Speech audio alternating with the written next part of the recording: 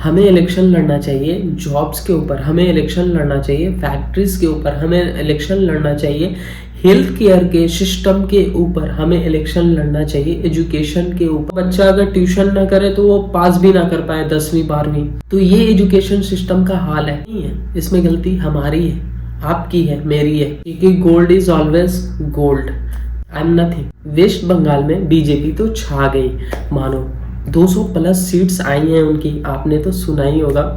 BJP वहाँ पे win win है, क्योंकि ममता बनर्जी की सीटें जो हैं सिर्फ 80 और 90 तक ही समाप्त हो गई हैं इस बार। एग्जिट्स पोल्स हमने देखे थे जो कि इक्वल शो हो रहे थे ज़्यादातर, बट एग्जिट्स पोल पे हम बिलीव नहीं कर सकते। कल की वीडियो में मैंने अपनी जो वीडियो मेरी कल मैंने रिकॉर्ड की थी उसमें बताया था कि जब तक मेरी वीडियो पब्लिश होगी तो मुझे भी नहीं पता क्या होने वाला है, बीजेपी या फिर ममता टीएमसी किसकी पार्टी आने वाली है। बट देखें, हुआ वही, बीजेपी जीत गई है और काफ़ी अच्छी सीटों से जीती है, 200 प्लस, जो कि बट मैं इस पे कुछ कमेंट्स करने के लिए वीडियो नहीं बना रहा हूँ, मैं बस एक इन्फॉर्मेशन शेयर कर रहा हूँ आप तक।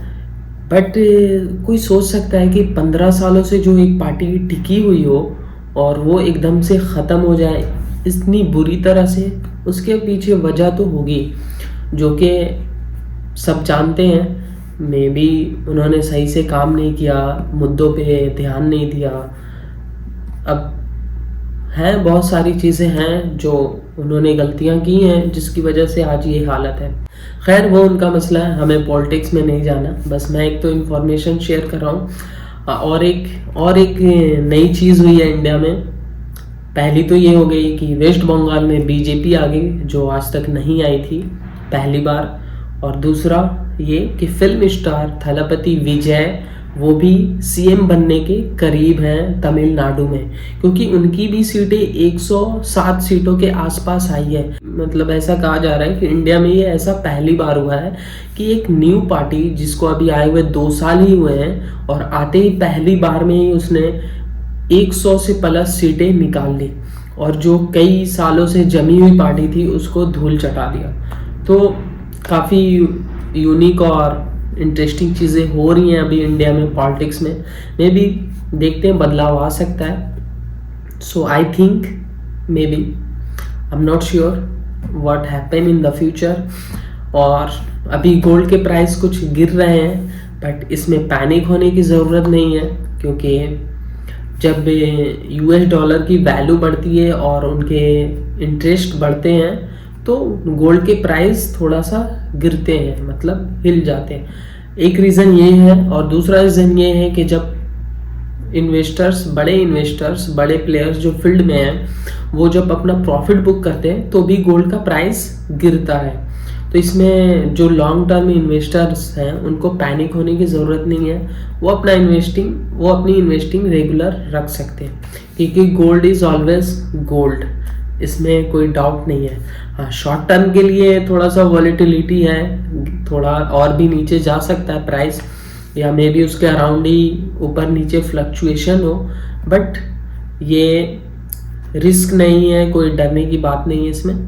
तो जो लॉन्ग टर्म इन्वेस्टर है वो कंटिन्यू रख सकते हैं, अपना स्टॉप करने की ज़रूरत नहीं है, बल्कि ये एक चांस है कि आप कम प्राइस में ज़्यादा गोल्ड अपन स्टॉक कर सकते हैं। सो एक ये इन्फॉर्मेशन हो गई, और ज़्यादा कुछ तो आज मैंने कुछ फाइंड किया नहीं है, समझ नहीं आ रहा था क्या बोलूँ इलेक्शंस के ऊपर, मुद्दों के ऊपर क्या बोलूँ, मैं क्या बोल सकता हूँ। आई एम नथिंग, मैं कुछ हूँ ही नहीं, या मेरी कोई हैसियत ही नहीं है बोलने की जो मैं किसी बड़ी पार्टी पर कमेंट्स कर सकता हूँ। बट मुझे भी उम्मीद है बदलाव हो, जो मगर हकीकत ये है ना कि जिस पर बात करनी चाहिए, जिस मुद्दों पर जो इशू हैं, रियल इशू हैं, उन पर कोई बात ही नहीं करता। सब बात करते हैं अभी फ्री बीज की, फ्री में ये दे दो, फ्री में वो दे दो, ये दे दूंगा, वो दे दूंगा, और उसी के बेस पे अब इलेक्शन जीता जा रहा है। इंडिया की बात कर रहा हूँ मैं, क्योंकि मुझे अभी वहाँ का पता है, बट ज़्यादातर ऐसा ही हो रहा होता है हर कंट्रीज में मे बी। फ्री बीज के ऊपर इलेक्शन जीतने की कोशिश होती है, बट ये रॉन्ग है मेरे हिसाब से। मैं अपनी थिंकिंग शेयर कर रहा हूँ कि मैं क्या सोचता हूँ। इलेक्शंस होने चाहिए इश्यूज के ऊपर, मुद्दों के ऊपर होने चाहिए, ना कि फ्री बीज के ऊपर। फ्री बीज का हम क्या ही कर लेंगे, मतलब हमें 2,000 रुपये या 2,500 रुपये हर महीने मिल जाएंगे हमारी माओ बहनों को, तो क्या उनसे उनका घर चल जाएगा? नहीं। हमें इलेक्शन लड़ना चाहिए जॉब्स के ऊपर, हमें इलेक्शन लड़ना चाहिए फैक्ट्रीज के ऊपर, हमें इलेक्शन लड़ना चाहिए हेल्थ केयर के सिस्टम के ऊपर, हमें इलेक्शन लड़ना चाहिए एजुकेशन के ऊपर। आप हेल्थ केयर में देख लें, आपको अगर एक नॉर्मल सा ऑपरेशन करवाना है तो आपके 15 से 20 हज़ार लग जाते हैं। छोटे हॉस्पिटल की बात कर रहा हूँ मैं, जो छोटे टाउन है वहाँ की बात कर रहा हूँ, Tier 1 और Tier 2 सिटी की बात नहीं कर रहा हूँ। वहाँ तो आपके लाखों रुपए लग सकते हैं। ये हेल्थ केयर का हाल है इंडिया में।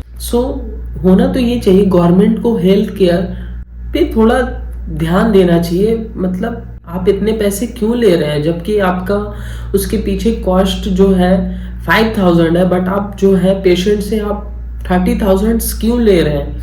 मतलब क्या वजह है इसके पीछे? इस पर ध्यान ही नहीं है सरकार का। एजुकेशन, गवर्नमेंट एजुकेशन में कुछ भी नहीं है, कुछ पढ़ाया ही नहीं जाता वहाँ के टीचर्स कुछ पढ़ाते ही नहीं है ढंग से। वो बच्चा अगर ट्यूशन ना करे तो वो पास भी ना कर पाए 10वीं 12वीं बिना ट्यूशन्स के। मतलब ये एजुकेशन सिस्टम है, ये हेल्थ केयर सिस्टम इतना बुरा है, मैं क्या ही बोलूँ, बट उस पर किसी का ध्यान नहीं है। और इसमें गलती गवर्नमेंट की नहीं है, इसमें गलती हमारी है, आपकी है, मेरी है, क्योंकि हम उन चीज़ों पर फोकस नहीं करते। और ये सिर्फ मेरे कहने और करने से नहीं बदलेगा, ये हम सबको करना पड़ेगा, एक्शन लेना पड़ेगा तो ही बदलेगा। जब तक हम इन मुद्दों पर नहीं बात करेंगे तब तक कुछ भी नहीं होने वाला। फर्स्ट, हर कंट्री की 3 ही चीज़ सबसे मजबूत होनी चाहिए: health care system, education system and मेरा मानना ये है कि अगर गवर्नमेंट किसी चीज़ पर फोकस कर रही है तो सबसे ज़्यादा 3 चीज़ें होनी चाहिए। पहले नंबर 1 एजुकेशन, आप उसको सही करें। सेकंड हेल्थ केयर, उसको सही करें। थर्ड जॉब्स क्रिएट करें। कैसे? फैक्ट्री बना के। जैसे बहुत सारी फैक्ट्रीज हैं जो इंडिया में नहीं है, हम बाहर से सामान मंगाते हैं, तो उन चीज़ों की फैक्ट्री हम यहाँ पे लगा सकते हैं। अगर गवर्नमेंट सपोर्ट करे स्टार्टअप को तो वो आगे बढ़ सकते हैं, बट स्टार्टअप को गवर्नमेंट सपोर्ट नहीं करती, वो अपने बलबूते पे काम करते हैं। अगर कोई गरीब, उसके पास कुछ आइडिया है जिससे वो अपना स्टार्टअप कर सकता है, तो कर ही नहीं पाएगा, क्योंकि उसके पास पैसे ही नहीं होते। लोन लेने जाएगा, उसको लोन भी नहीं मिल पाता, क्योंकि उसका बैकग्राउंड ही नहीं होता। बैंक लोन लेने के लिए भी आपके पास कुछ ज़मीनें होनी चाहिए, कुछ चीज़ें होनी चाहिए जो आप गिरवी रख सकें या फिर उन्हें दिखा सकें, तभी आपको लोन भी मिलता है। बट इन सब चीज़ों पे इलेक्शन अभी नहीं लड़े जा रहे हैं। इलेक्शन लड़े जा रहे हैं फ्री बीज के ऊपर। अभी जैसे विजय थालापति ने कुछ वादे किए हैं, मैं ये नहीं कह रहा हूँ कि उन्होंने गलत किया या फिर वो उस पर काम नहीं करेंगे, क्योंकि वो तो अभी नए आए, क्या करेंगे वो तो फ्यूचर बताएगा। जैसे उन्होंने वादा किया साल में 6 सिलेंडर फ्री है, अगर किसी की शादी हो रही है घर में तो 8 ग्राम गोल्ड देंगे, ऊपर से पैसे भी देंगे, और यही सब वादे हैं। और 2,500 रुपये हर वोमेन के अकाउंट्स में जाएंगे मंथली, और बसेस ट्रैवल फ्री होगा वोमेन्स के लिए। ये सब कुछ वादे हैं जो नॉट बैड, बट जो मेन चीज़ें हैं वो भी होनी चाहिए: education, health care and jobs, factories वगैरह। सो यही था। I don't know. सो आज के लिए इतना ही, फिर मिलते हैं किसी नेक्स्ट वीडियो में। तब तक के लिए खुदा हाफिज़।